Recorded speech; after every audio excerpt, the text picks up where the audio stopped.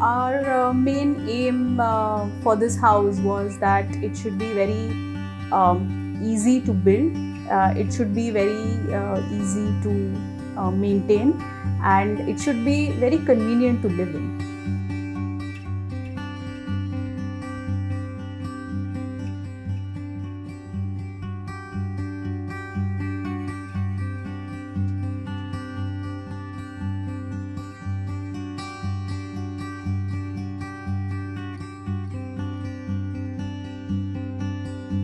The main client here, whom we were addressing all our needs and whose needs we were addressing, was Shete Aji. The entire family was very clear that they did not want the building to be an iconic building on that road. And the whole purpose was not to create something which is fancy, shining, and that can work as an icon. So we wanted to use the skill of the local labor, basically, and we also didn't want any excess, the project to go out of budget. Even though the client was comfortable with raising the whole building down and rebuilding it if required.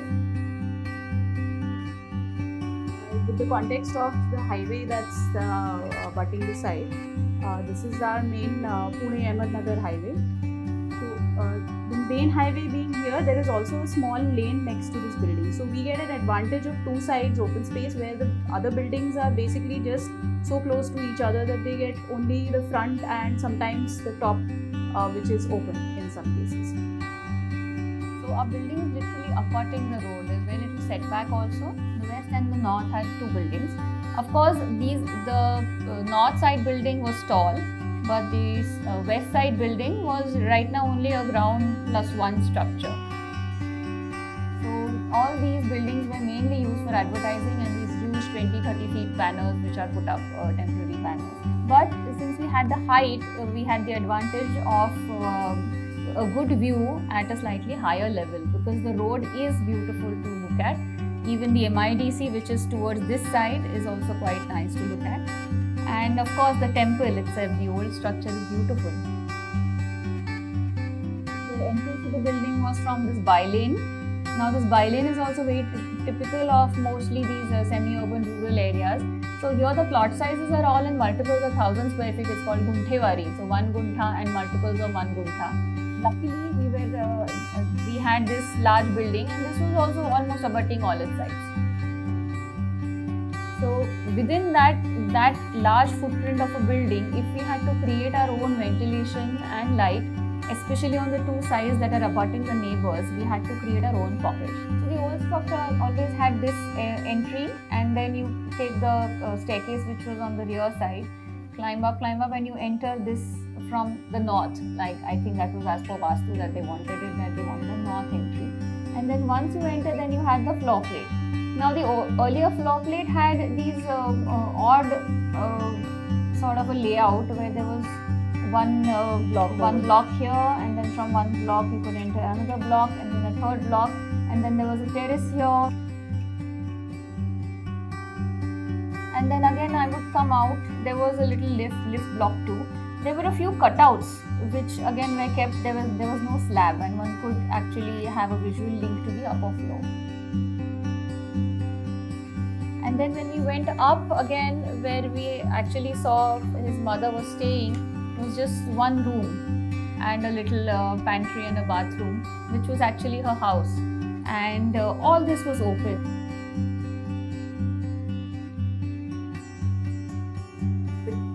With all this openness also comes problems of dust, of too much wind, and too much light and heat coming in. So because it's a highway, there is all of that which is associated with such a lot of open spaces. So we had to take care of that without compromising on the light and the openness which was existing in that building.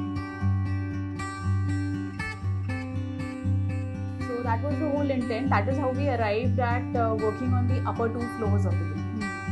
This became our footprint, and as you see, we created this entire garden space, and we created a pocket here, and this also continued to be used. In fact, there was a slab here, so yeah, it was like this. Now, while there was a cover here, this became open to all elements.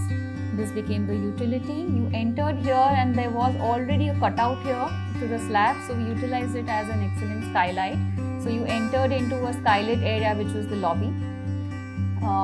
Then you had one large space, and then the master bed sort of, and there was a window that we created here, so that when Aji's bed was placed here, she could have a full view right outside to the main door. Again, the main door was here, and there was also a window here, so that view was continuous from the bed till outside. Point to note was we actually gave a nice lobby here too. It had a nice rough kota stone, and we gave a good foot wash right over here. So even before entering into the main house, one could have a foot wash, keep some saman around. There was a little window which connected to the kitchen. So the lobby, a nice seat, a nice ledge unit. There was another window which connected to the long garden that we created around. And then all this was one open unit where there was the living for old age, mainly a TV that made sense to sit on the sofa and watch the TV, or you could watch at the main door who's coming in, who's going out, and a small table, a clear counter, kitchen, sink, fridge, all in one line. Nice light coming in from here. An open basin, which was because this took rain and light, and then there was a little powder toilet again which had the skylight, and you enter into all this was Aji's area where there was a good dressing area, and of course what was mattered to her was a clean bed, some inbuilt storage and a ledge, and of course a clear bathroom which had basin, WC, and a bathroom which had skylight. So initially our proposals were of a courtyard house where we were building on the sides, and then we realized this is not working because we are still having the problems of water ingress, of sound, of dust, and how do we tackle all of that. That's when we realized, having the house with a garden around actually makes sense. And that is why this entire corridor acted as a screen. It protected us from the dust to whatever extent that it could. And in fact, because we did this, it was easier for us to manage the water and plumbing, because then we could do underslung plumbing. We could ensure that all our terraces were nicely waterproof. They liked the idea of having an angan around the house, like a bungalow, like how a conventional bungalow would be. And because of this area which was covered, and you get a nice covered terrace from where you get a view of the temple complex. So most of the dust was actually coming from this side, from the southern side, but we were also getting a good light from the east and from the south side. So what was required was that this balcony should not be taking a wall, and it should not be taking something which is too heavy for the loading. And we did not want to look at any cladding materials, neither did we have at that time the knowledge of all these ready jali patterns that are available, which are actually quite famous now. So we were looking at brick and patterns of brick. So, but a hollow brick would make the weight even better, lesser. So we were looking at hollow bricks, and how would one place hollow bricks? What is the maximum loading that could go? How much can you stack? Since we didn't want something which was covering the entire screen, we decided to have a frame for it, which was mostly a fabricated frame, and the distancing was as per the block size, the brick size that we got. So if you can see over here, we have a larger opening so that so as to get a view of the temple.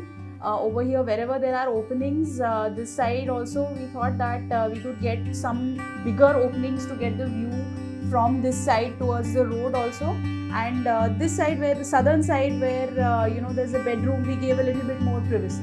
So this is how the screen was planned out, and then it was a little bit of composition that we did along. So the upper floor plan, we realized the requirements were anyways less. It was just one room and an exterior space, so we might as well recede it further and then have maximum terraces on all sides.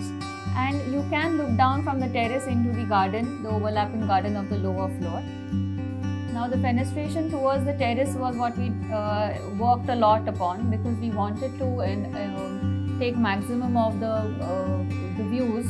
So how the best way to open up was we used a lot of glass here, but we used glass with metal.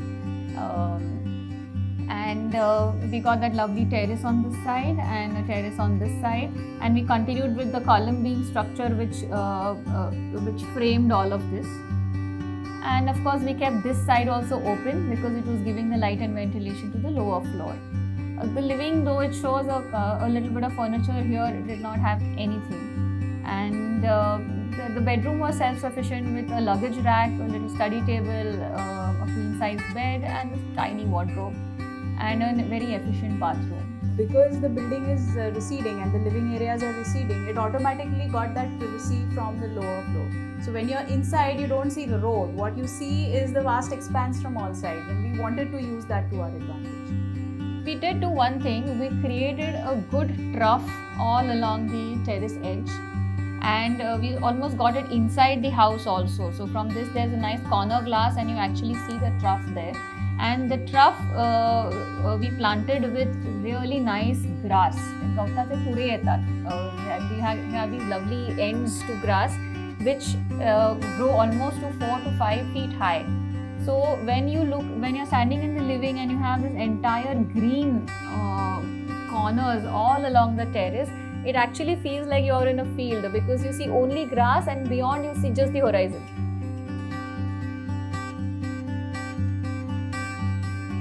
A simple kota floor, a stone floor, a natural stone floor, which is comfortable for the client to walk on.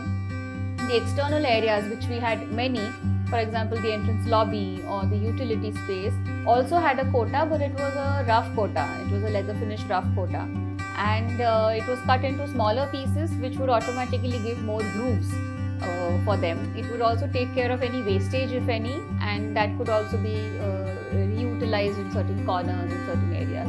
The windows were simple aluminium windows, not UPVC. Again, a manufacturer very close to Pune who supplied everything.